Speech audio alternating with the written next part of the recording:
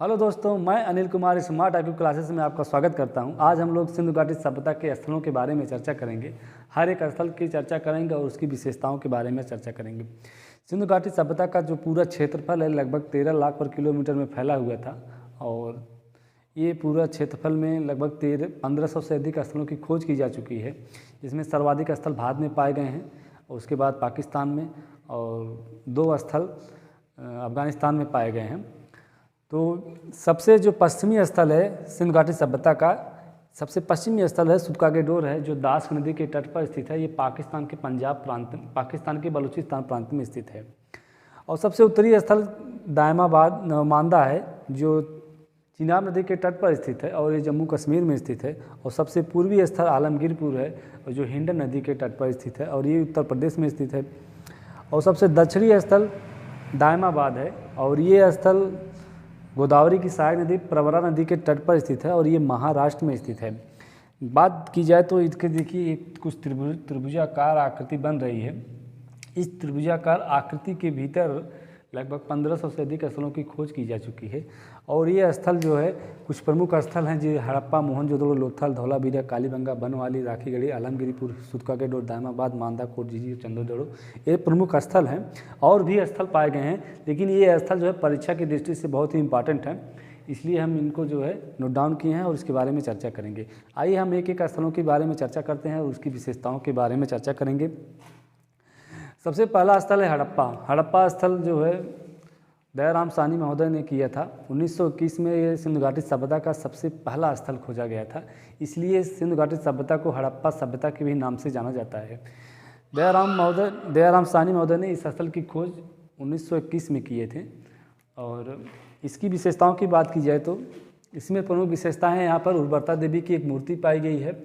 उर्वरता देवी की मूर्ति के आधार पर इतिहासकारों ने अनुमान लगाया था कि सिंधु घाटी सभ्यता में स्त्रियों की दशा काफ़ी अच्छी थी और यहाँ पर मातृ सत्तात्मक समाज या मातृ सत्तात्मक परिवार था।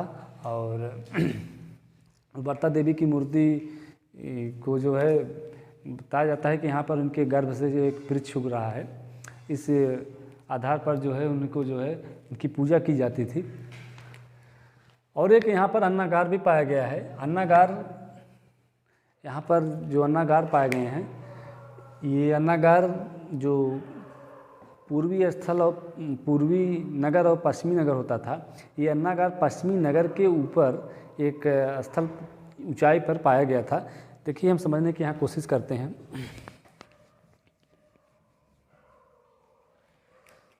जो पश्चिमी नगर था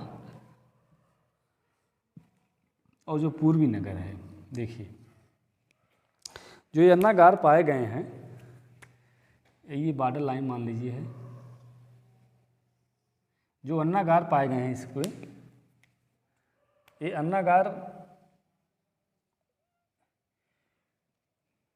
जो पश्चिमी नगर है, ये पश्चिमी नगर है। पश्चिमी नगर यानी जहाँ पर विशिष्ट वर्ग के लोग रहते थे, पुरोहित लोग रहते थे, प्रशासक लोग रहते थे, वहाँ पर बात की गई है। और ये जो है पूरे चहर दीवारी से घिरा हुआ क्षेत्र था और दुर्ग से दुर्गीकृत था। और इसके ऊपर जो है एक अन्नागार पाया गया है ऊंचाई पर। मतलब ये जो पश्चिमी नगर होता था, ये ऊंचा नगर के नाम से भी जाना जाता था। ऊंचा नगर के ऊपर भी एक भवन बनाया गया है। इसमें जो है विशाल अन्नागार बनाए गए हैं, एक अन्नागार बनाया गया है। इसमें मज़दूरों को रहने के लिए भी कोठरियाँ बनाई गई हैं। तो जब बात की जाए तो ये पश्चिमी नगर के अंदर इसका अन्नागार नहीं है, इस पश्चिमी नगर के ऊपर जो है इसका अन्नागार बनाया गया है। तो इसकी विशेषता है। और देखिए दूसरा जो है, यहाँ पर R37 एक कब्र पाई गई है। R37 कब्र जो है एक लकड़ी की कब्र है, जिसमें 100 को दफनाया गया था। इसकी खोज की गई है। तो हमने हड़प्पा के बारे में अध्ययन किया कि रावी नदी के तट पर स्थित है। दयाराम साहनी महोदय ने 1921 में इस स्थल की खोज की थी। इस स्थल की खोज के आधार पर सिंधु घाटी सभ्यता को हड़प्पा सभ्यता के नाम से जाना जाता है। यहाँ पर उर्वरता देवी की मूर्ति पाई गई है। एक अन्नागार पाया गया है जो पश्चिमी नगर के ऊपर स्थित था। नगर 2 भागों में विभाजित होते थे, पश्चिमी नगर और पूर्वी नगर। पश्चिमी नगर ऊंचा नगर या उच्च नगर के नाम से जाना जाता था और पश्चिमी नगर में ही विशिष्ट वर्ग के लोग रहते थे। पश्चिमी नगर के ऊपर ही एक नगर था, उसको जो मतलब एक स्थल, एक भवन पाया गया है, उसको जो है अन्नागार के नाम से जाना जाता है। इसमें 837 कब्र भी पाई गई है। आइए हम दूसरा मोहनजोदड़ो के बारे में अध्ययन करते हैं। मोहनजोदड़ो की खोज राखलदास बनर्जी महोदय ने किया था और ये पाकिस्तान के सिंध प्रांत में स्थित है और सिंध नदी के तट पर स्थित है।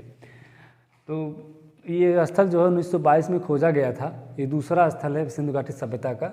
और इसी मोहनजोदड़ो के ये बात की जाए कि बड़े स्थलों में तो एक गनेरीवाल एक स्थल है। गनेरीवाल के बाद मोहनजोदड़ो स्थल है जो सबसे बड़े स्थल माने जाते हैं। देखिए, मोहनजोदड़ो स्थल के जो पाकिस्तान के सिंधु नदी के तट पर स्थित है, ध्यान देने की बात है। और राखलदास बनर्जी ने इसकी खोज की थी और 1922 में स्थल खोजा गया था। इसमें एक विशाल स्नानागार पाए गए हैं। विशाल स्नानागार जो हड़प्पा स्थल था, इसकी सबसे प्रमुख विशेषता है कि यहाँ पर एक विशाल स्नानागार पाया गया है।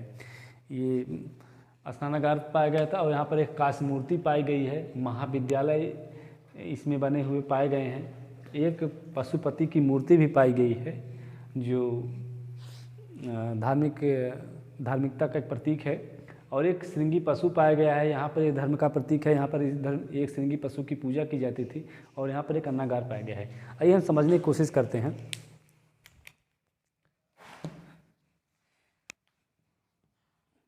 देखिए, अन्नागार दोनों जगह पाया गया है। हड़प्पा में भी पाया गया है और मोहनजोदड़ो में भी पाया गया है।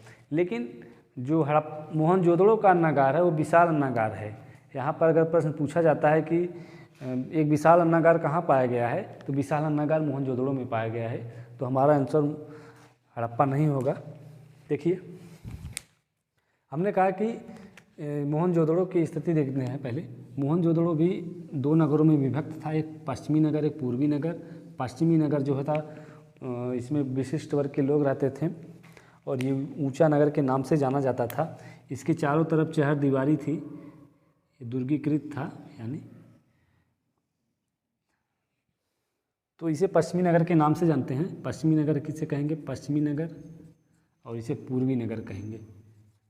पूर्वी नगर जो है यहाँ पर गरीब मजदूर लोग रहते थे और व्यापारी लोग रहते थे, मध्यम वर्ग के लोग रहते थे।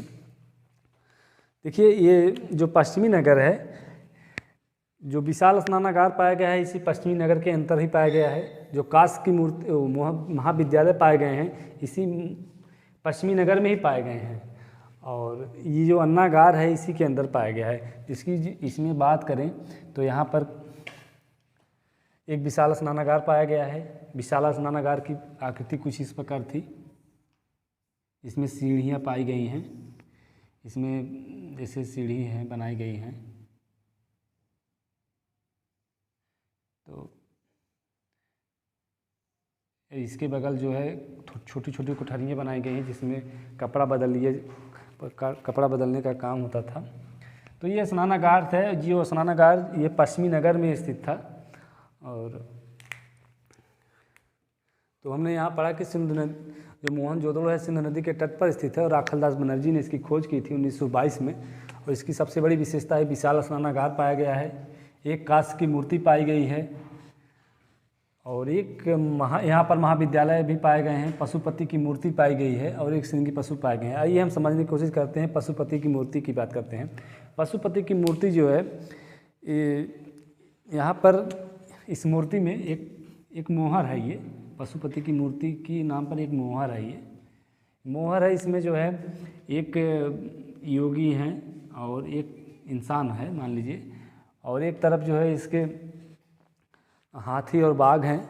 यहाँ पर हाथी है, बाघ हैं, हाथी बाघ, और इधर जो है गैड़ा है और भैंसा है, और इधर नीचे दो हिरन पाए गए हैं। तो ये जो पूरी मूर्ति है, इसके दाहिनी तरफ हाथी बाघ पाए गए हैं। जो ये एक योगी बैठा है, इसके दाहिनी तरफ एक बाघ और हाथी पाए गए हैं और दाहिनी तरफ बाएं तरफ एक भैंसा और गैंडा है, और जो पैर की तरफ नीचे की तरफ 2 हिरण पाए गए हैं। तो इसी को पशुपति की मूर्ति का नाम दिया गया है। पशुपति मूर्ति की खोज जो है अर्नेस्ट हेक्ले ने किया था, और इसकी पशुपति का नामकरण जो है जॉन मार्शल ने रखा था। तो पशुपति मूर्ति की खोज अर्नेस्ट हेक्ले ने किया है और इसका नामकरण जॉन मार्शल ने किया है। एक श्रृंगी पशु पाए गए हैं। एक श्रृंगी पशु जो है मोहनजोदड़ो का सबसे, यहाँ पर जो एक श्रृंगी पशु था इसकी पूजा की जाती थी, और इसे जो है काफ़ी विशेष माना जाता है यहाँ पर एक श्रृंगी पशु को। और यहाँ पर एक अन्नागार पाया गया है। जो अन्नागार पाया गया है ये विशाल अन्नागार है। यहाँ पर एक विशाल अन्नागार पाया गया है, विशाल। प्रश्न बनता है कि अगर कि अन्नागार कहाँ पाए गए हैं या विशाल अन्नागार कहाँ पाए गए हैं, तो हमारा आंसर होगा मोहनजोदड़ो। दूसरा है लोथल। लोथल जो है गुजरात के भोगवा नदी के तट पर स्थित है, और इसकी खोज जो है रंगनाथ राव ने किया था। भोगवा नदी में यहाँ पर सबसे बड़ी विशेषता है, यहाँ पर ये जो ये लोथल स्थल है ये खंभात की खाड़ी के में पाया गया था, और इसी खंभात की खाड़ी के पास ही जो है इस यहाँ पर गोदीबाड़ा पाया गया है। देखिए, समझने की कोशिश करिए। ये गुजरात राज्य का जो भाग है वो है, इसको हम खंभात की खाड़ी के नाम से जानते हैं, और इसको जो कच्छ की खाड़ी के नाम से जानते हैं। इसको खंभात की खाड़ी कहेंगे,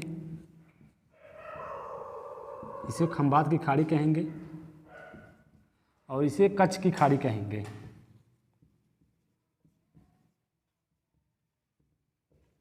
तो खंभात की खाड़ी के पास लोथल और रंगपुर जो स्थल पाए गए हैं, यहाँ पर लोथल और रंगपुर है, और कच्छ की खाड़ी के पास धौलावीरा है, और सुध कोतड़ा है। तो हमने समझा जो कच्छ की खाड़ी है, कच्छ की खाड़ी के पास धौलावीरा और सुध कोतड़ा पाए गए हैं स्थल है, और खंभात की खाड़ी के पास जो है लोथल और रंगपुर हैं। इसी लोथल का जो गोदीबाड़ा है वो खंभात की खाड़ी में स्थित है। देखिए, यहाँ पर एक गोदीबाड़ा पाया गया है जो समुद्र तट पर स्थित था। एक गोदीबाड़ा पाया गया है, यानी बंदरगाह पाया गया है। यहाँ पर एक अग्निकुंड पाया गया है, मनके बनाने का साक्ष्य पाए गए हैं, और चावल का साक्ष्य यहाँ पाया गया है। चावल का प्रथम साक्ष्य जो है लोथल में ही पाया गया है। हाथी दांत का पैमाना पाया गया है, जिसके आधार पर वस्तुओं को नाप तौल किया जाता था, और 3 युगल समाधान पाए गए हैं। 3 युगल समाधान पाए गए हैं, जिसके आधार पर यहाँ पर ये बताया जाता है कि यहाँ पर सती प्रथा के भी प्रमाण मिलते हैं। तो हमने यहाँ पढ़ा लोथल में कि ये गुजरात के भोगवा नदी के तट पर स्थित है, और ये खंभात की खाड़ी में स्थित है। खंभात की खाड़ी का लोकेशन हमने देखा, खंभात की खाड़ी, और इसमें लोथल और रंगपुर है इसके पास। और यहाँ पर एक गोदीबाड़ा पाया गया, यानी बंदरगाह पाया गया है। यहाँ पर अग्निकुंड के साक्ष्य पाए गए हैं, अग्निकुंड के साक्ष्य पाए गए हैं, और मनके बनाने का साक्ष्य मिला है। चावल के साक्ष्य पाए गए हैं, और हाथी के दांत के पैमाने पाए गए हैं। 3 युगल समाधान पाए गए। 3 युगल समाधान पाने यहाँ इस मतलब कि सती प्रथा का प्रमाण पाया गया है। यहाँ पर सती प्रथा के प्रमाण पाए गए हैं 3 युगल समाधान के आधार पर।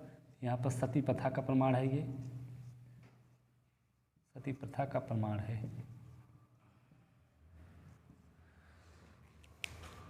तो हमने समझा हड़प्पा, मोहनजोदड़ो, लोथल। अब आइए आगे बढ़ते हैं धौलावीरा की तरफ। धौलावीरा भी गुजरात में स्थित है। यहाँ धौलावीरा की सबसे बड़ी विशेषता ये है कि पूरा सिंधु घाटी सभ्यता जहाँ पर 2 भागों में विभक्त था, पश्चिमी नगर, पूर्वी नगर, लेकिन धौलावीरा एकमात्र ऐसा स्थल है जो 3 भागों में विभक्त था। ये स्थल 3 भागों में विभक्त था। तो 3 भागों में विभक्त हुआ था। ये परीक्षा की दृष्टि से बहुत ही इंपॉर्टेंट है। परीक्षा में पूछा जाता है कि कौन सा स्थल है जो 3 भागों में विभक्त है, तो हमारा आंसर होगा धौलावीरा। यहाँ पर उन्नत जल प्रबंधन था। यहाँ जल की जो व्यवस्था थी उन्नत थी, और मतलब जो नालियाँ बनाई गई थी वो काफ़ी अच्छी बनाई गई थी, और शैलकृत स्थापत्य कला था। यहाँ पर दीवारों पर जो है शैलचित्र बनाए गए थे।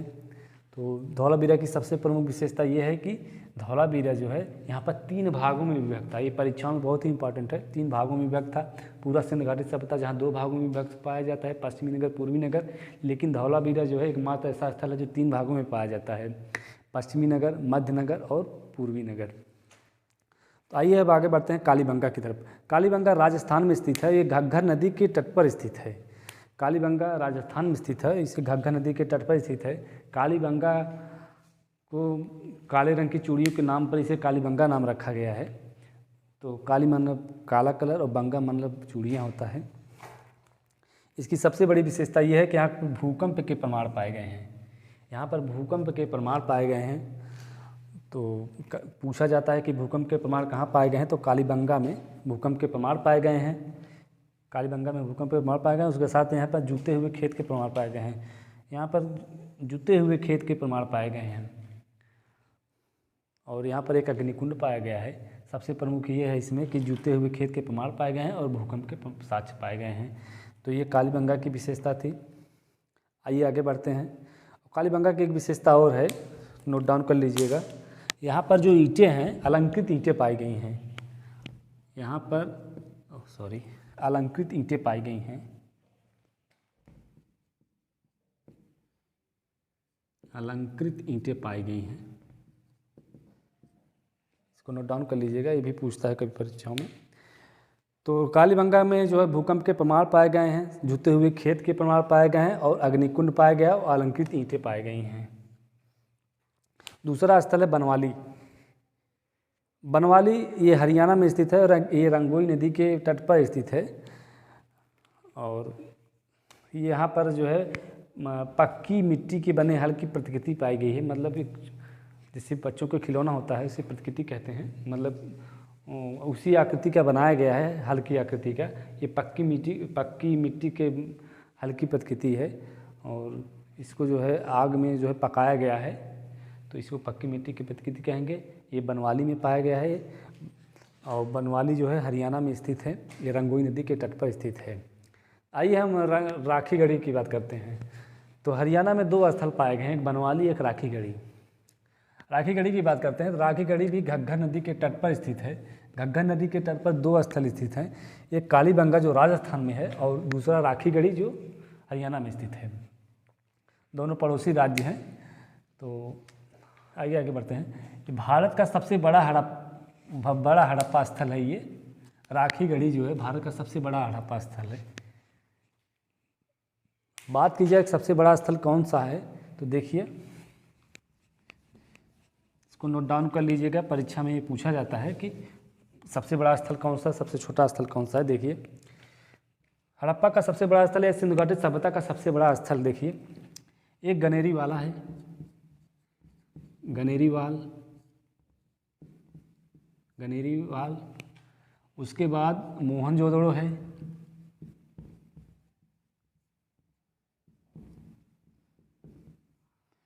उसके बाद धौलावीरा है जो भारत का सबसे बड़ा स्थल माना जाता है।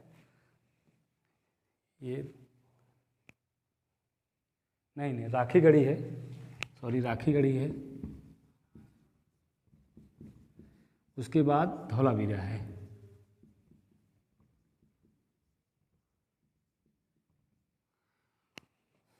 तो सबसे बड़ा स्थल सिंधु घाटी सभ्यता का सबसे बड़ा स्थल गनेरीवाल है। ये भी पाकिस्तान में है। ये पाकिस्तान में है। इसके इधर जो है पाकिस्तान में पाए गए हैं, उधर जो है भारत में है। भारत का सबसे बड़ा स्थल राखीगढ़ी है, दूसरा सबसे बड़ा स्थल धौलावीरा है। तो सबसे बड़ा स्थल जो है गनेरीवाल है जो पाकिस्तान में स्थित है। ये पाक में स्थित है दोनों स्थल, और ये दोनों भारत में स्थित हैं। तो इसको नोट डाउन कर लीजिएगा, ये परीक्षा की दृष्टि से बहुत ही इंपॉर्टेंट है कि सिंधु घाटी सभ्यता का सबसे बड़ा स्थल कौन सा है, गनेरीवाल है, और सबसे छोटा, और उसके बाद मोहनजोदड़ो है, उसके बाद राखीगढ़ी है, फिर धौलावीरा है। आइए हम आगे बढ़ते हैं आलमगीरपुर की तरफ। आलमगीरपुर जो है उत्तर प्रदेश के हिंडन नदी के तट पर स्थित है। अभी हमने आपको बताया था कि आलमगीरपुर जो है सिंधु घाटी सभ्यता का सबसे पूर्वी स्थल है। देखिए इसका लोकेशन कुछ इस तरह से बनाया गया था। इधर था सुतकागे डोर है, सुतकागे डोर है।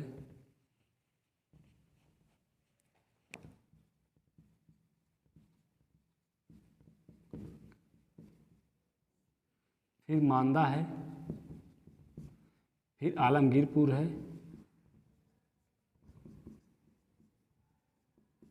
और सबसे दक्षिण में जो है दामाबाद है।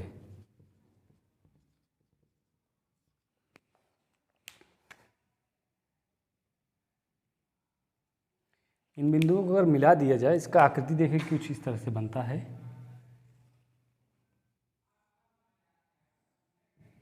इसकी आकृति कुछ इस प्रकार बनती है, एक त्रिभुजाकार आकृति है। तो सबसे पूर्वी स्थल जो है आलमगीरपुर है, जो हिंडन नदी के तट पर स्थित है और उत्तर प्रदेश में स्थित है। तो इसकी विशेषता यही है कि ये सबसे पूर्वी स्थल है। पूछा जाता है सिंधु घाटी सभ्यता का सबसे पूर्वी स्थल कौन सा है। ये खास तौर से उत्तर प्रदेश की परीक्षाओं में पूछा जाता है, क्योंकि ये उत्तर प्रदेश का नगर है, ये सिंधु घाटी सभ्यता का एक नगर है। तो आलमगीरपुर जो है सिंधु घाटी सभ्यता का सबसे पूर्वी स्थल है, जो हिंडन नदी के तट पर स्थित है। उसके बाद हम बढ़ते हैं आगे। सुतकागे डोर, सुतकागे डोर पाकिस्तान के बलूचिस्तान प्रांत में स्थित है, जो दास नदी के तट पर स्थित है। ये सुतकागे डोर है, सबसे पश्चिमी स्थल है और ये दास नदी के तट पर स्थित है। ये पश्चिमी नगर है, और ये पूर्वी नगर है, और ये उत्तरी नगर है, और ये दक्षिणी नगर है। तो सुतकागे डोर जो है पाकिस्तान के बलूचिस्तान प्रांत में स्थित है, दास नदी के तट पर स्थित है, और ये पश्चिमी स्थल है। और इसकी सबसे बड़ी विशेषता यहाँ ये है कि यहाँ पर कलश समाधान पाए गए हैं, मतलब कि 100 के साथ जो है कलश को भी रखा गया है वहाँ पर। इसकी प्रथा थी, वहाँ पर 100 के साथ कलश को भी दफनाया जाता था। तो यहाँ पर एक तराजू भी पाए गए हैं, एक तराजू भी पाया गया है। आइए आगे बढ़ते हैं। दायमाबाद, दायमाबाद जो है महाराष्ट्र में स्थित है, और ये सबसे दक्षिणी स्थल है, जो गोदावरी की सहायक नदी प्रवरा नदी के तट पर स्थित है। और ये गोदावरी की सहायक नदी प्रवरा नदी है, उसकी सहायक नदी है गोदावरी की, उसके तट पर स्थित है। परीक्षाओं में पूछा जाता है कि अगर ऑप्शन में प्रवरा न रहे तो गोदावरी रहे, तो गोदावरी को टिक करिएगा। ये दोनों ऑप्शन देते हैं इसमें। सिंधु घाटी सभ्यता का सबसे दक्षिणतम स्थल है ये जो महाराष्ट्र में स्थित है और सबसे दक्षिण में स्थित है ये, अभी हमने समझा। सबसे उसके बाद मांदा है। मांदा जो है जम्मू कश्मीर में स्थित है, चिनाब नदी के तट पर स्थित है और सबसे उत्तरी स्थल है। तो मांदा जो है जम्मू कश्मीर में स्थित है और चिनाब नदी के तट पर स्थित है और सबसे उत्तरी स्थल है। जो ये स्थल हैं सुतकागे डोर, मांदा, आलमगीरपुर और दायमाबाद, इन स्थलों को नाम याद करिए। उन स्थलों की लोकेशन के साथ जो है उन किन नदियों के किनारे ये पाया गया है, किस राज्य में पाया गया, इसका भी विशेष ध्यान दीजिएगा। और उसके बाद कोटदीजी है। कोटदीजी जो है पाकिस्तान के सिंधु नदी के तट पर स्थित है, और इसकी कुछ विशेषताएं नहीं है, मतलब इस पूछा जाता है कि किस नदी के तट पर स्थित है और कहाँ पर स्थित है, तो ये कोटदीजी में स्थित है। फिर उसके बाद चन्हू है। चन्हू पाकिस्तान में पाया गया है और ये भी सिंधु नदी के तट पर स्थित है। यहाँ पर मनके बनाने का साक्ष्य मिला है, यहाँ पर मनके बनाने का साक्ष्य मिला है।